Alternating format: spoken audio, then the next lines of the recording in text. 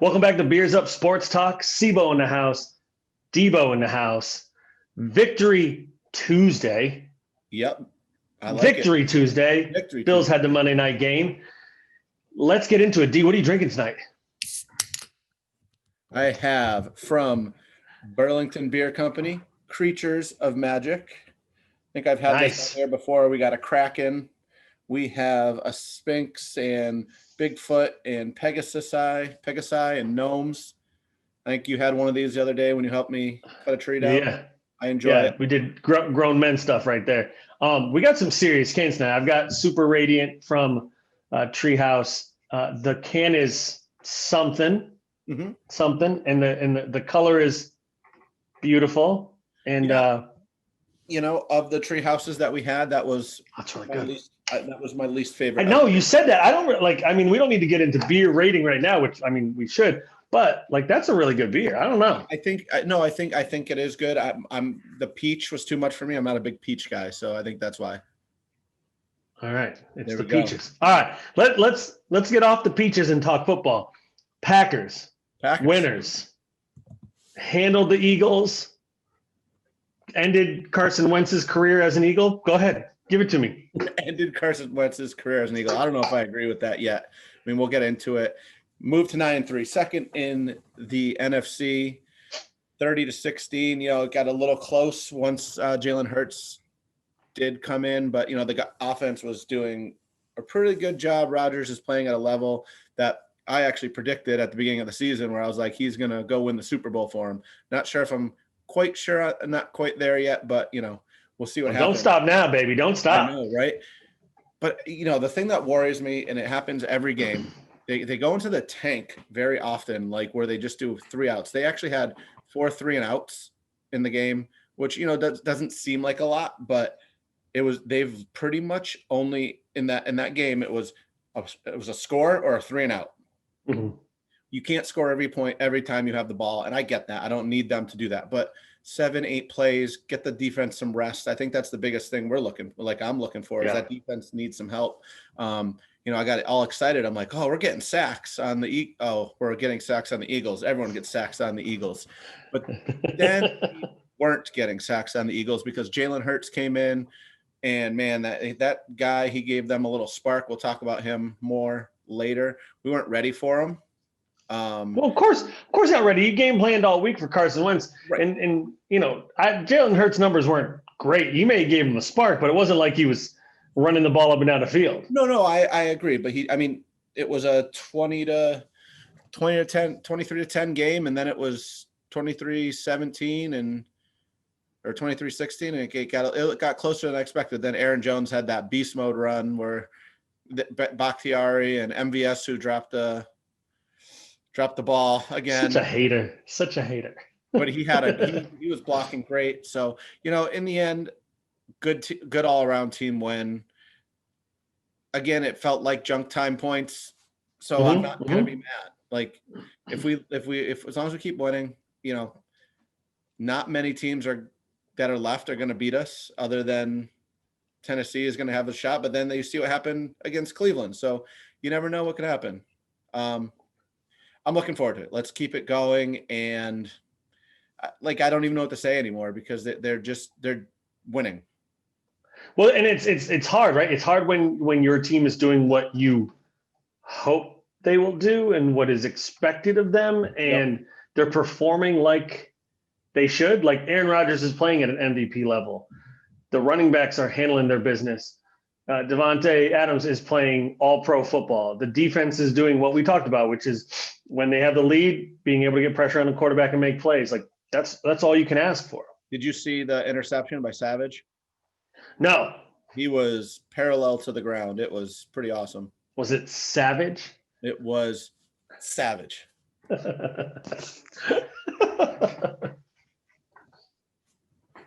No doubt. I don't know what that is. I don't know what that is. Carol Baskins killed her husband, whacked him. I don't know. Well, we're getting off topic here, obviously. But with that being said, Russ wasn't great. Mahomes didn't have a good game. He had an okay game, but it wasn't great. Rodgers still your MVP. I know you're going to have a little discussion about that, I'm sure, with Josh. We'll get to Josh Allen, because that dude is he's dealing right now. What do you think of that game? Yeah, I mean, I don't think he's in the MVP conversation, but he had a great game yesterday. And the Bills played one of the best games of the season by far. To do it in prime time was also really awesome. To do it against a team that I know has been kind of decimated by COVID and by injuries, and the IR is through the roof.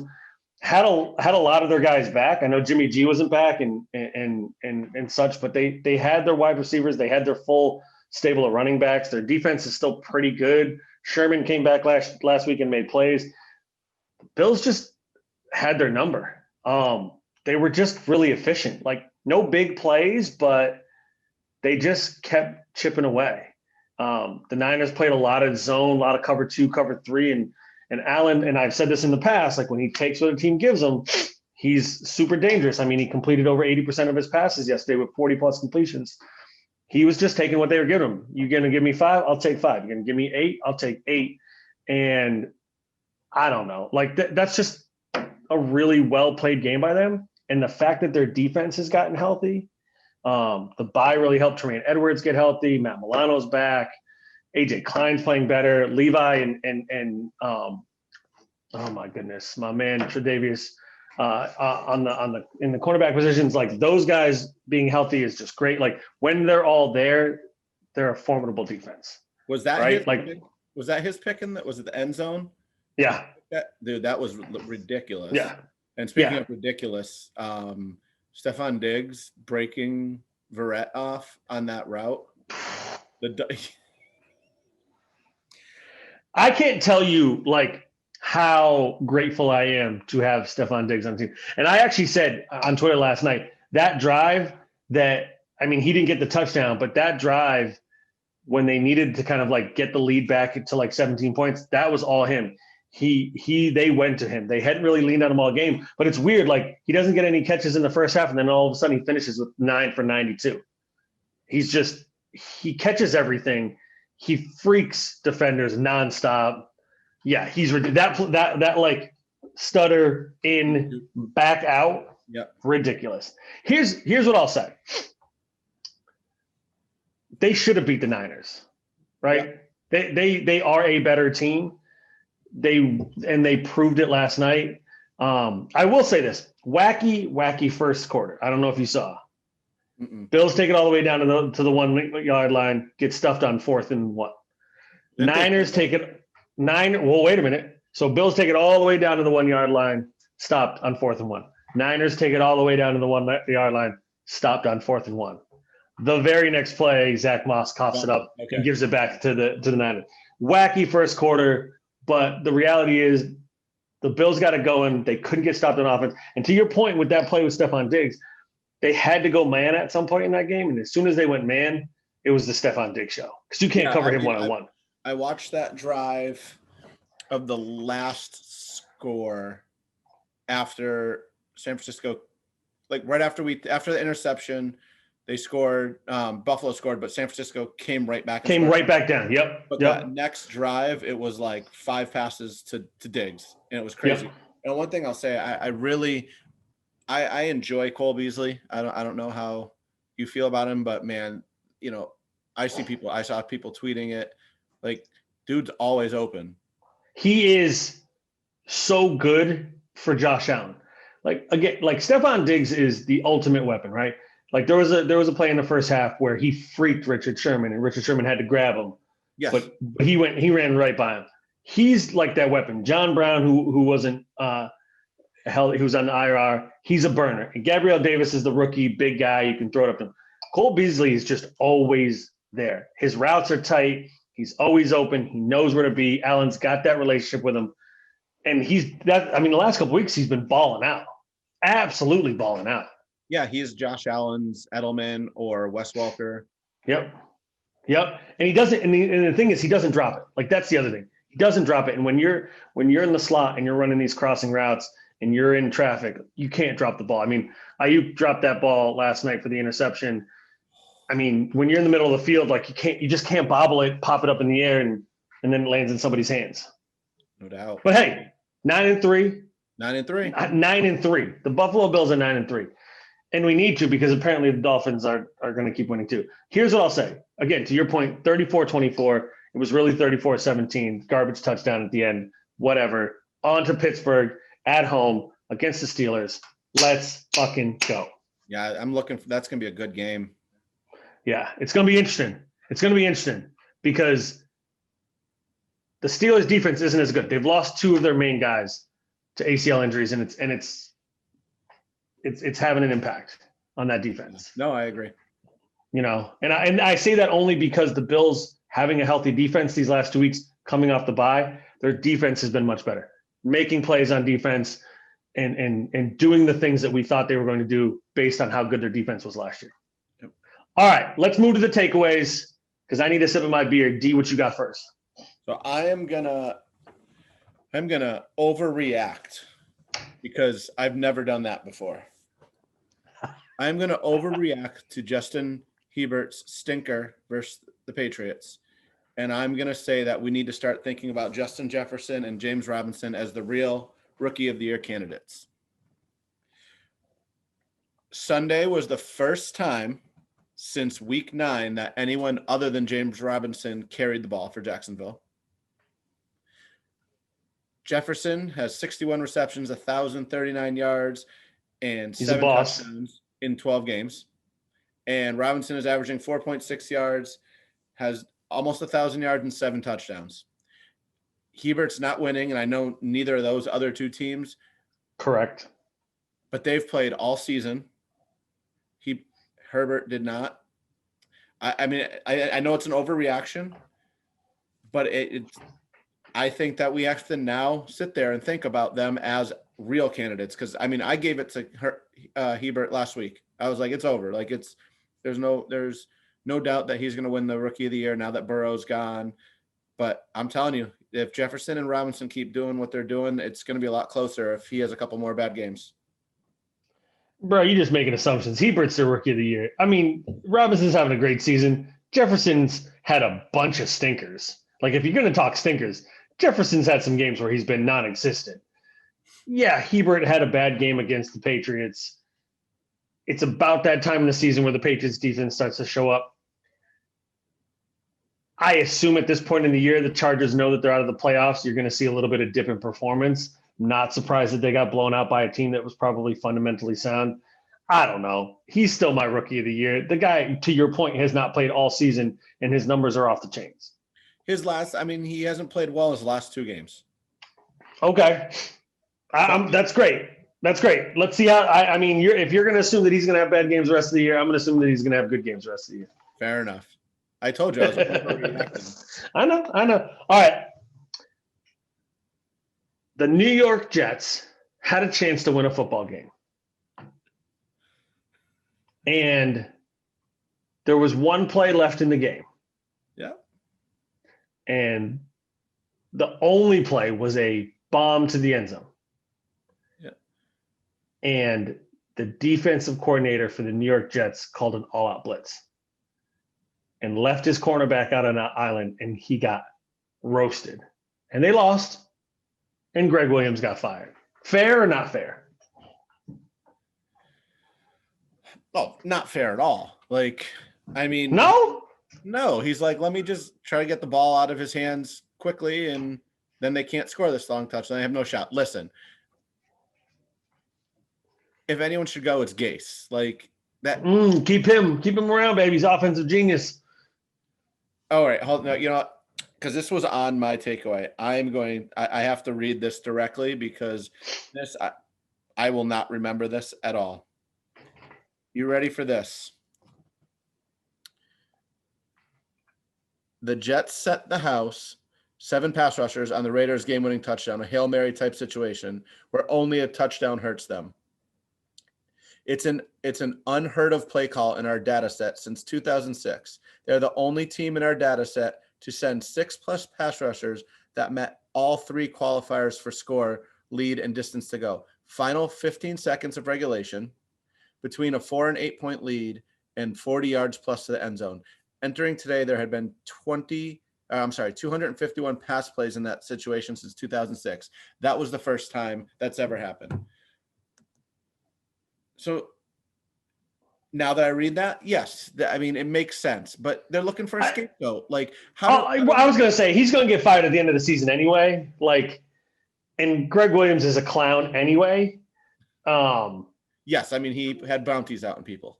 Yeah, what a dumb, I'm sorry, just a dumb move. Like, send 5 and have a couple extra guys back there. I mean, he put his cornerback out there on an island. He got absolutely roasted. Was it Ruggs?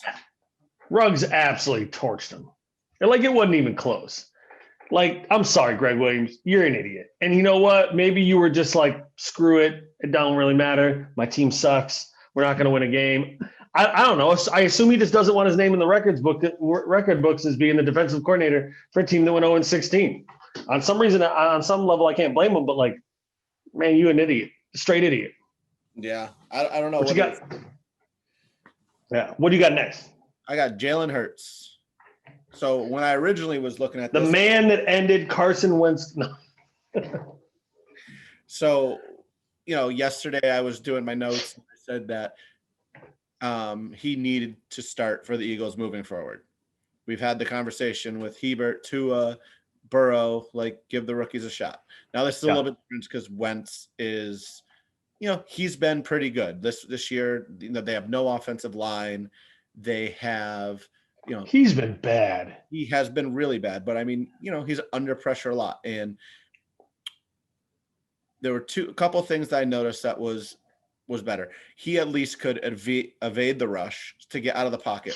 Whatever happens, so that's going to keep the quarterback healthy a little bit longer.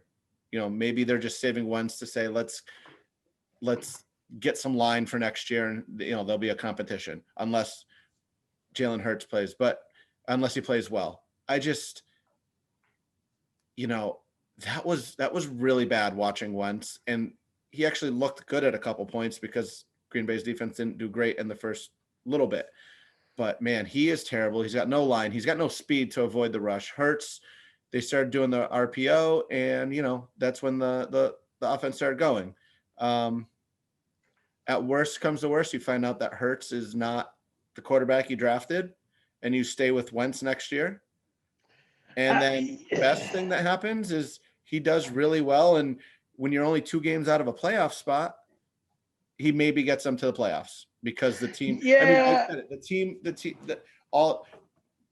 they bring back a punt. The receivers are all hooping and hollering. I don't know, are they like excited for the change in the guard? I mean, it's the right call to start him for the last 4 games. It is the right call to start him now. I think what always blows my mind about these types of situations is you have a franchise quarterback, you have a team a few years removed from a Super Bowl, a coach who many say is an offensive wizard, and you can't figure anything out. Like, you can't say, all right, we got a shitty offensive line. Let's simplify the offense and keep it tight and find some ways to give Carson. Now, and I know Carson Wentz has been holding on to the ball too much. He's been playing hero ball, trying to make something out of nothing. And to your point, maybe they're just like, we got to just give him a break. Like, he's gonna drive himself bananas. But like, can you figure something out for your quarterback? Like, this isn't like 15 years ago where like, David Carr is the quarterback of the Texans and he's getting sacked every other play. And they're just like, oh, wow, we're just a new team and we stink. And we'll just, like, you protect your quarterback. And if your offensive line sucks, hold tryouts during the week and try to get somebody new in there, or put an extra tight end, put 2 extra tight ends, but cover your quarterback's ass so he can make a play. That's the only way you're going to be successful. This, like, when you watch that team, they are so bad on offense. And part of it is Wentz holding onto the ball. But the other part is that he's trying to make a big play because he knows the next play, his offensive line is probably going to let somebody through and he's going to have to either take a hit or chuck it out of bounds. Yeah. It's just bad. In my opinion, it's bad coaching. I can see that. Because, I mean, the guy's got talent. He's proved it in the past. So something's up. This contract. So if he's not on their roster next year, it's going to cost them $59.2 million on the salary cap over 2 years. And I mean, if he's not on there in 2022, it's going to be $24 million. Like, yeah, he's only got one more guaranteed year. So like, you trade him, you'll take a little bit of a hit. but the team that gets him only has a year to figure out if he's worth it. Right. I mean, if they put him on the block, I think there's going to be a bunch of teams that come call him because I think he's a good quarterback and his value is down a little bit. And if he shows that he can be a good quarterback, I think he's at like 21, 22 million. That's kind of a steal for a quarterback these days. Right. An established quarterback. So like, I don't know. I don't know what Philly's doing. I don't think Jalen Hurts is the answer, but we'll see. My New York Giants are still in, and I only say that because I picked them to win the NFC East, are alive and well. Hold on. When did you pick the Eagles to win the NFC East? No, well, that was one of my hot takes. My hot take was that the Giants. Okay. Come on, stay with me. I don't know what you're talking about. These Eagles winning the division. Leave that alone. Hot take Giants. Okay. With Colt McCoy and Gollum beating the Seahawks. That game should have been 75-0 Seattle. I don't know. It was in Seattle.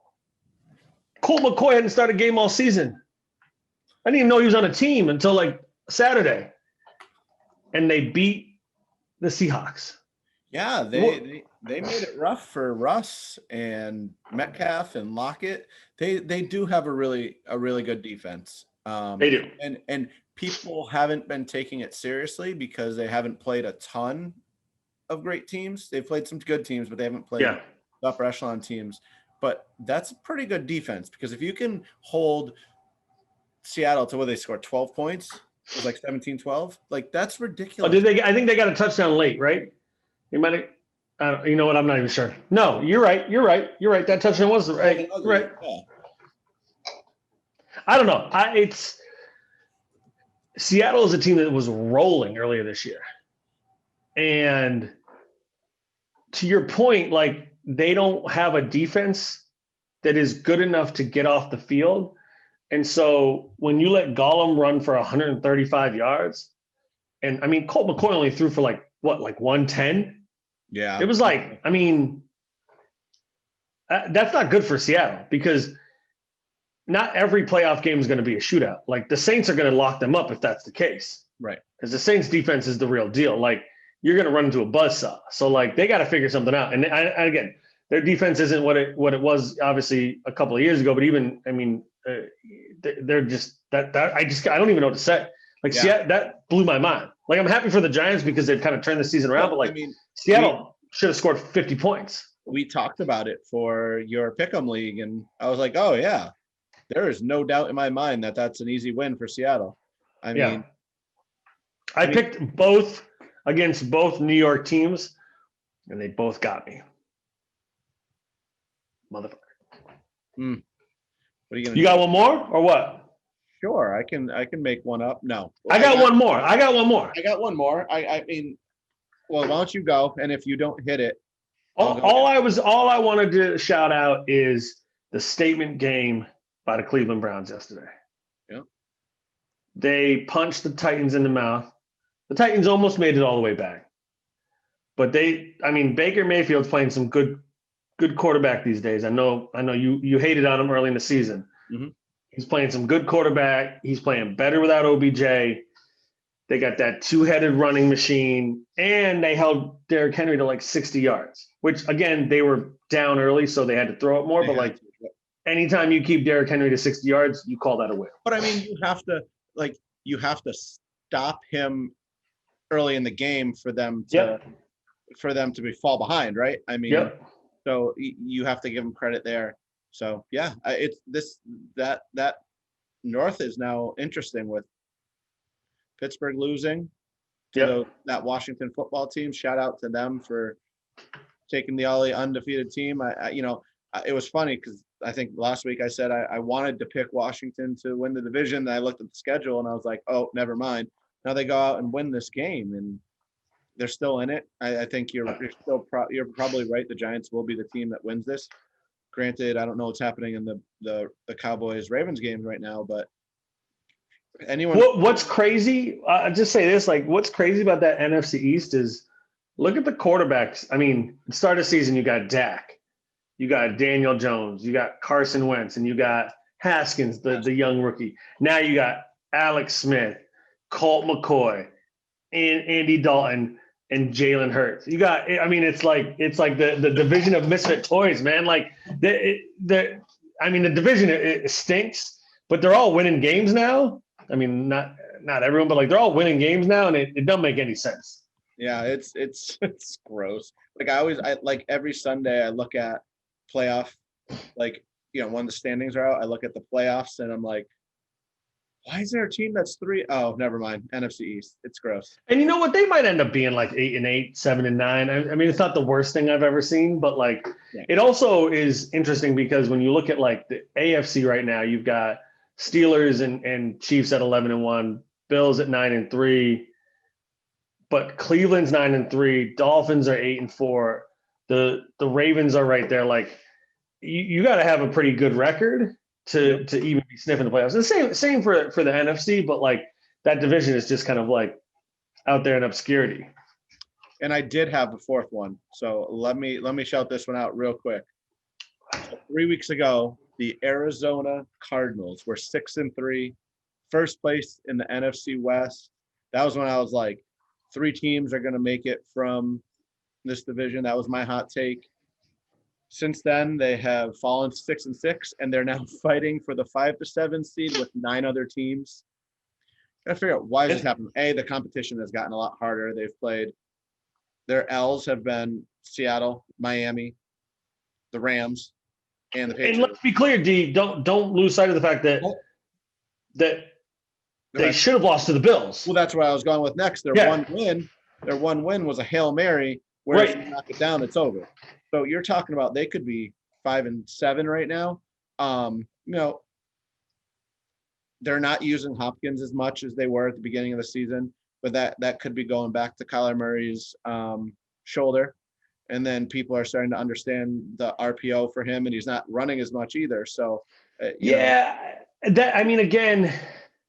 this is a team that, you know, I had high expectations for, and I think a lot of people did, but they were like tempered, right? So like when they got up to 6-3, you're like, wow, I could see them getting to 12-5, or I'm sorry, 12-4, and maybe even 11-5.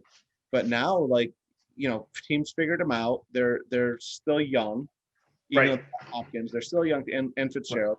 And actually, a lot of these games have been lost without Fitzgerald there because he's been on the COVID list. So, I kind of hope they do figure it out, because I think it's a team that is more talented than the ones that are fighting for those spots. And and I'll say this: I just, it's so easy to get caught up in like quarterback play and how good these quarterbacks are. I mean, he's still just in his second season. Oh, absolutely. And I think about Josh Allen. Like his first 2 seasons, people were like, he's all right. But it took that third season and that growth and, kind of learning from playing actual NFL games. I mean, you think about Kyler, he hasn't played a whole lot of games. Right. I think he's going to be fine. But I think the Cardinals are probably a year away from really competing. Yep. And you're right. I mean, they could be 5-7 or whatever their record is right now. Like they could be struggling. No doubt. And they are. I mean, they are. They're reeling. They're on the verge of pretty much falling apart for the season. Yep. All right, let's move to the NBA. Big trade. Big trade in terms of salary. I don't know if I can categorize this as like a league-shattering trade, because these two guys are, in my mind, like enigmas in how they play and where they are at in their careers. Russell Westbrook and John Wall traded for each other. So Westbrook goes to the Wizards, Wall goes to the Rockets. In theory, to form a pretty like good duo with him and Harden, except that Harden's holding out now. What do you think about this trade? Well, first off, Harden showed up. He showed up today? Showed up today. He got tested and everything, so he's gone through the thing. But he also he didn't have any more trips to Atlanta for a little baby's party or whatever? No, but he also said he'd love to be traded to the Sixers today. So good luck with that, bro. Well, anyway, to the trade. Well, Houston also gets a first-round pick, which is awesome for them. I mean, here's the thing. I didn't like the Westbrook Harden thing personally. I thought, those two wouldn't have worked well together. I mean, they made the playoffs, they made a run. I don't know how well it worked. I don't know. John Wall's coming off of what? Hasn't played in 2 years. He hasn't played in a while. And so that's my thing. I love John Wall. I mean, I love both these guys. I love their game. They're aggressive. They're attack. They're big guards. I think that Harden and Wall is actually a pretty good fit if Wall is playing at an elite level. And I don't know if he ever will, but like I think those two could coexist. I really like Russell Westbrook. I just don't like, he doesn't seem like a guy who is trying to figure out ways to win basketball games. And again, I'm sure he is. Like, I'm just like a sideline coach, but like, he's so talented and so unbelievably gifted that he can do whatever he wants on a basketball court, but it's never resulted in anything more than like an early round playoff exit, unless he had Kevin Durant with him, who's one of, the best players to ever do it. So, I mean, the Wizards are probably going to be fun to watch. I mean, him and Beal are going to be probably scoring 30 points a game each, and it'll be entertaining, but I don't think it's going to translate into a whole bunch of wins. If Wall can get back healthy, and Harden can get over himself, I feel like those guys could kind of go off.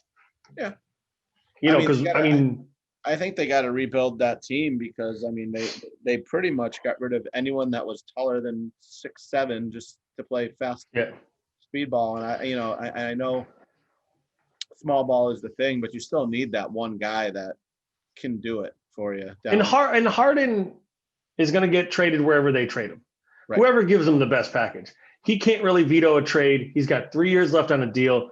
So whoever is going to take him is going to want, I mean, they're going to be obviously all in, but I don't know. You also know that if you trade for Harden, you're basically you're changing your entire scheme because that guy requires the ball to be in his hands so much. And that's the thing about what they did in Houston was they built a specific type of program for him to be successful, and it's really good. But if you take him and you plop him on the 76ers, you're going to just freeze out Joel Embiid all day or are you going to trade Embiid or are you going to trade Simmons, whatever. I don't know how it works with him because unless he's willing to do something else than be the point forward on the team, I don't know how it works. Yeah. I mean, it's if you were to see it now, if Westbrook and Durant and Harden all stayed in OKC, I couldn't see that ever working. See, I don't know. I think that could have worked, and I think they're foolish for letting Harden go. I think they missed on that. I think you can have – again, I think Harden's Houston career is bore out of what the coach and the GM there, Daryl Morey, were trying to create. They tried to create a type of basketball that was different and analytical. But I think if you have Russell Westbrook, Kevin Durant, and Harden on the team, they did coexist and they could make it work. You just have to establish that whoever's hot, we're gonna go to. I mean, it's kind of like what happened with Golden State. You think about superstars, they managed to make it work. Durant made it work, Curry made it work, Klay Thompson made it work, and even Draymond Green, who's a hard-headed guy, he made it work. I just don't know about. I don't know if Harden going to a new team at this point in his career is actually going to do anything. I mean, you say that. I think that. I hate to say it, I don't think that Westbrook and Harden would have the same mentality as Curry and Thompson. They seem like they'd be more willing to defer if someone else is hot, while Russ or Harden are oh, I'm still the guy. So I don't know. That's just the feeling I get out of watching them play. And I've never been a Harden guy. Well, let me rephrase that. No. I haven't been a Harden or Russ guy since they left OKC. So yeah, interesting trade. See how it plays out. All right, let's finish up Major League Baseball. Winter meeting time of the year. So usually this is when transactions kick up. We've seen a couple of trades, a couple of free agent signings. It feels like things are finally moving. But one thing that isn't moving is Major League Baseball is kind of stalled at this universal DH, which seemed to be super popular. it seems to be inevitable that at some point in the future it's going to happen. But they're telling teams to move forward with this year as if it's not going to happen. Does this make any sense, D? No, it doesn't. Like we watched 60 regular season games plus a World Series in the National League playoffs with universal DH. It was, when we first talked about it, I was like, yeah, it makes sense. Like double switches and it's strategy. Don't even put the pitchers in harm's way anymore. Let them go out there, let them pitch. Don't make them run the bases. Don't make them hit.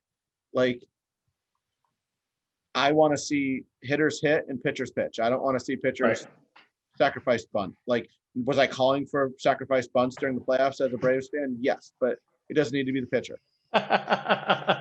Yeah, no, I mean, I think it's weird that they did this. They came out with this statement. It sounds like they're still negotiating. I read a little bit today that there's a lot of talk still to be had between MLB and MLBPA, a lot of money to be kind of like sorted out. It does kind of hurt the bottom line for some of these players, Ozuna from the Braves, Nelson Cruz, who are guys that if the DH is in the NL, their market gets, 100%, 200% bigger, right? In theory, or 100, whatever. But instead, they kind of have this weird thing where like maybe they get signed, maybe they don't by an NL team. I don't know. I think they need to make a decision soon on this. I know they said to move forward with it, but again, this is when players typically sign their free agent deals. And if you're a DH, if you're a Nelson Cruz, and you could be looking at 30 teams instead of 15 teams, that's double the market. That's a big deal. No doubt. All right, y'all. Let's move to last call presented by Progression Brewery. D, what do you got? I got UMass's Trey Mitchell starts his run at A10 Player of the Year on Friday at 1:30. Versus I love your commitment to UMass. This is brilliant. I watched it. Did you see a tweet I sent out to you? Yeah.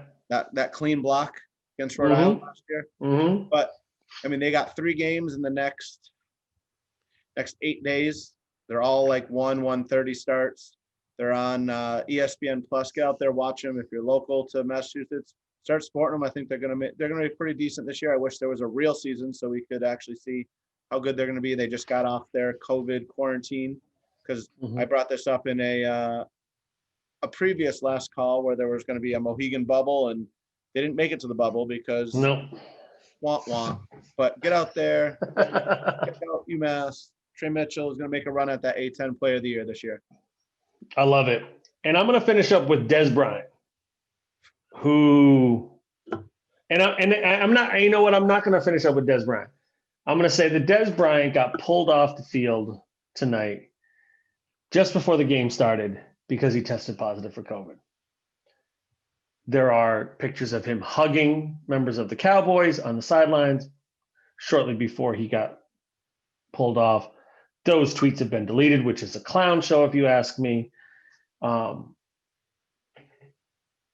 NFL, Carolina Panthers are going through a big COVID spike right now. Yep. The NFL is literally playing with fire. You have games being played all throughout the week. You have teams scrambling to fill their rosters. You have players on the Ravens going out to dinner, even though their entire team had tested positive and they've screwed the entire NFL schedule. I get it that there was always going to be positive tests. I get that there was going to be issues. But what we're getting to now is that clearly either the players don't care about whether or not they test positive, or their coaches and leadership or whatever have laxed on what they expect of these players. Because, again, now we're getting to the point where, like, if you're the Ravens and you lose tonight and you fall yourself out of the playoffs, you could look back and say, well, listen, if y'all didn't all test positive for COVID, and I know not every situation is the person's fault. I get that. But if you want to stay home for the whole week and only go to the practices, I think you can do that. But we're just in a weird place now where, like, it's almost expected that every week there's going to be, 30 plus positive tests, and like teams are going to be in danger of not playing. Well, you say that, but the numbers that came out, the the numbers were actually down for a positive. Well, I saw a tweet that noted that every Sunday there's surprisingly little to no positive cases. Game day, there always seems to be little to no positive cases. Right. Here, all I'm saying is that the NFL has clearly decided that the rest of the season is going to be the Wild Wild West. If they got to play games and screw teams over, they're on different days, they're going to do it. And you're just going to have to deal with it. And if it's a team like the Ravens whose season matters, they're going to make every other team have to adjust their schedule for a team that's only not playing because they messed around and got COVID. Yeah, I mean, again, it's 2020. It's a weird year. It's just Dez Bryant's tweeting out that he's done with the season, that he's just going to call it quits for this year. Like, It's just, he's gonna drink wine the rest of the night. Like, it's just, I don't know. It's weird, man. Well, people are just done with it at this point, man. Like, yeah. I don't know. I mean, I hate to end on that note, but I mean, it just sometimes you just got to end and say, that's where we are right now. Just let's start doing better everywhere we possibly can. Just try. That's all I can say. All right, y'all. We'll see y'all next time. Later on this week, we're coming back. Until then, see y'all. Peace.